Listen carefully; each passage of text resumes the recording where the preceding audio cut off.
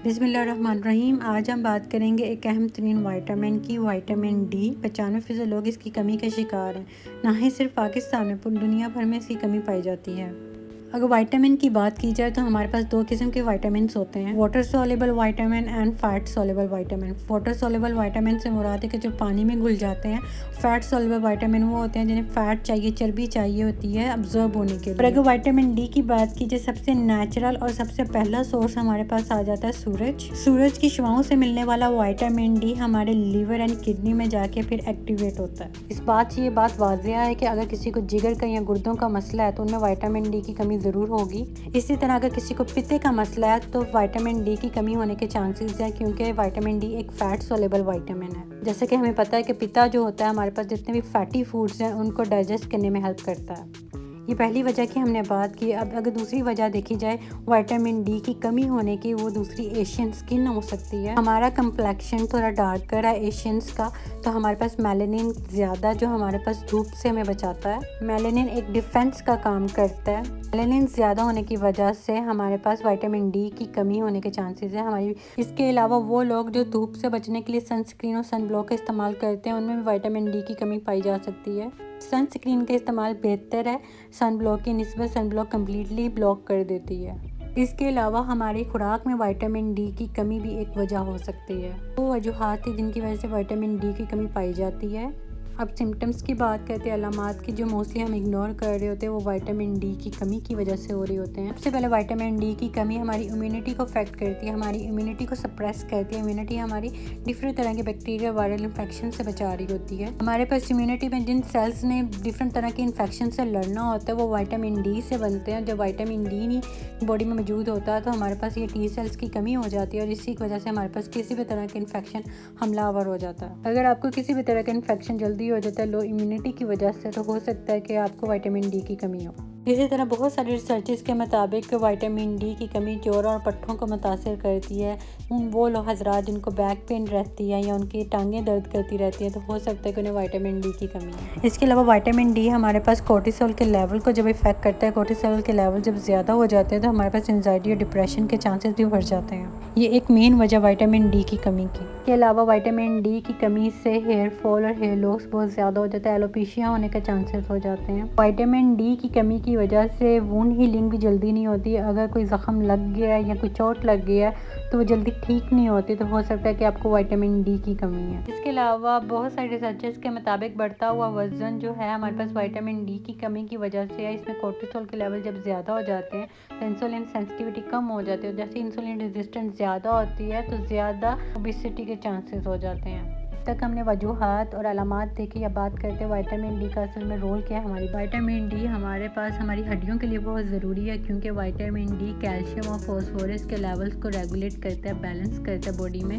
जैसे ही हमारे जिस्म में विटामिन डी की कमी होती है, कैल्शियम के लेवल ड्रॉप कर जाते हैं, हमारी हड्डियों से बॉडी कैल्शियम निकालने लग जाती है। इसी तरह जब विटामिन डी और कैल्शियम की कमी होती है तो बच्चों में रिकेट्स के चांसेस बढ़ जाते हैं, जिसमें हड्डियाँ टेढ़ी हो जाती हैं, ईजी फ्रैक्चर हो जाता है और हड्डियों की दर्द बढ़ जाती है।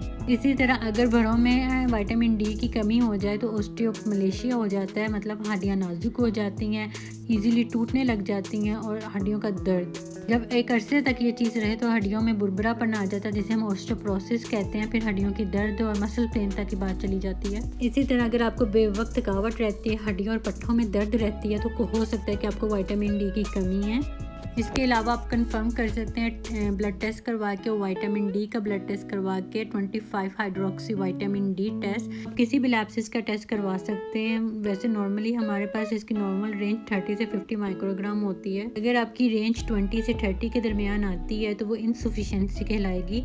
इसको आप डाइट से ठीक कर सकते हैं, ऐसा सप्लीमेंट की ज़रूरत नहीं पड़ती। अगर आपकी रेंज 20 से कम आती है, 10 से 19 के दरमियान आ जाए, तो आपको प्रॉपर ट्रीटमेंट की ज़रूरत है। सबसे पहले डाइट की बात लेते हैं, उन फूड्स की बात कर लेते हैं जिनमें से विटामिन डी की मिकदार कुछ ज़्यादा है। जैसे कि हमारे पास मछली आ जाती है। ऐसा हम इसे सीजनल यूज़ करते हैं, कोशिश करें हफ्ते में 2 बार मछली ज़रूर लें। अगर आप किसी भी वजह से मछली का इस्तेमाल नहीं कर सकते तो आप कोड लीवर ऑयल ले सकते हैं, 1 कैप्सूल डेली। इसके अलावा हमारे पास अंडे की जर्दी में विटामिन डी पाया जाता है। अगर आप 1 अंडा या 2 अंडा दिन में ले लेते हैं तो आपकी विटामिन डी की कमी कुछ हद तक पूरी हो जाती है। इसके अलावा डेयरी प्रोडक्ट में दूध, दही में हमारे पास चीज़ में पाया जाता है। इसके अलावा मार्केट में मौजूद फोर्टिफाइड फूड्स जैसे कि जूस और सीरियल्स, उनमें भी विटामिन डी की मिकदार पाई जाती है। इसके अलावा वो लोग जो मछली या दूध या अंडों का इस्तेमाल नहीं कर सकते या वेजिटेरियन है तो वो मशरूम का इस्तेमाल कर सकते हैं। मशरूम को सन ड्राइड मशरूम पाउडर इस्तेमाल कर सकते हैं। मशरूम या टमाटोज़ को लेके धूप में रख दें और उनके बाद वो जब ड्राई हो जाए तो उनका पाउडर इस्तेमाल कर सकते हैं डिफरेंट करी वगैरह में। तो इस तरह ये विटामिन डी को अब्जॉर्ब करने की सलाहियत रखता है। इसके अलावा आलमंड मिल्क भी इस्तेमाल कर सकते हैं। डाइट के अलावा कोशिश करें कि सन एक्सपोजर ज़रूर लें, 10 से 15 मिनट धूप में ज़रूर बैठें। सुबह 7 से 12 बजे तक जो धूप होती है उसमें आप 10 से 15 मिनट बैठ सकते हैं या किसी भी तरह की एक्टिविटी रख सकते हैं। ये हमने विटामिन डी रिच फूड्स की बात की, लेकिन डाइट से विटामिन डी की कमी को पूरा नहीं किया जा सकता। इसके अलावा अगर आपको सीवियर डेफिशिएंसी है विटामिन डी की तो वो डाइट से या सन एक्सपोजर से पूरी नहीं होगी। उसके लिए वजह जानना भी बहुत ज़रूरी है। इसके अलावा आपको एक प्रॉपर ट्रीटमेंट की ज़रूरत है, सप्लीमेंट्स की ज़रूरत है। अगर सप्लीमेंट की डोज़ की बात की जाए, हमारे पास डोज़ कैप्सूल की फॉर्म में भी आती हैं सप्लीमेंट्स, और विटामिन डी को इंजेक्शन की फॉर्म में भी आती हैं। आप किसी भी ब्रांड का ले सकते हैं। 5000 और 10,000 और 200,000 की रेंज में आती हैं। बच्चों के लिए हमारे पास 1000 international unit per day dose होता है, लेकिन कोशिश करें कि ये जितनी भी सप्लीमेंट्स हैं आप प्रॉपर टेस्ट और डॉक्टर की रिकमेंडेशन पे लें, क्योंकि इनकी टॉक्सिसिटी होने के बहुत चांसेस हैं। अगर आपको बेवक्त थकावट रहती है, आपको एंजाइटी डिप्रेशन होता है, आपको ईजीली फ्रैक्चर हो जाता है और आपको पट्टों और हड्डियों में दर्द रहता है या किसी भी तरह का इन्फेक्शन जो है आपको जल्दी हो जाता है, आपकी जो वूंड है वो हील नहीं करती, तो हो सकता है कि आपको विटामिन डी की कमी है। इसके अलावा वजह भी ज़रूर रूल आउट करें। अगर आपको किसी भी तरह का किडनी या लीवर का मसला है, क्रोनिक किडनी डिजीज़ है या किसी तरह GIT का मसला है, तो आपकी विटामिन डी की एब्जॉर्प्शन नहीं हो पा रही, तो इस चीज़ को भी ज़रूर देखें कि आपको विटामिन डी की कमी हो क्यों रही है, उस लिहाज से सप्लीमेंट लें। अगर आप वजह के बगैर सप्लीमेंट लेंगे तो वो टेम्परेरी आपको आराम देगी। इसके अलावा विटामिन डी हमें बहुत सारी बीमारियों से बचाता है, जैसे कि डायबिटीज़ है, हाई ब्लड प्रेशर, हड्डियों की बीमारियों से।